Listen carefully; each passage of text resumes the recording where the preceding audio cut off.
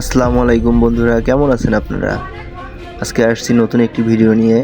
সাকিব আল হাসানের শেষ ইচ্ছা বাংলাদেশের মধ্যে একটি ওয়ানডে, টি-20 এবং টেস্টের সিরিজ খেলে সে অবসর নেবে। বন্ধুরা, বাংলাদেশের মধ্যে সাকিব আল হাসান কিন্তু বাংলাদেশের একজন অলরাউন্ডার প্লেয়ার ছিল, বাংলাদেশের জানও বলা যায় সে।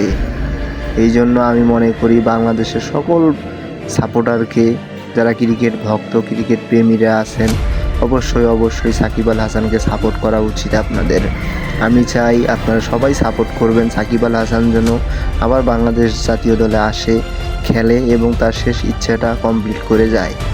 ইনশাআল্লাহ আপনারা যদি সাপোর্ট করেন, সাকিব আল হাসান আবার বাংলাদেশ দলের হয়ে খেলবে। ধন্যবাদ বন্ধুরা, সবাই লাইক, কমেন্ট, শেয়ার করে পাশে থাকবেন। আর চ্যানেলটি অবশ্যই বন্ধুরা সাবস্ক্রাইব করবেন। ধন্যবাদ সবাইকে।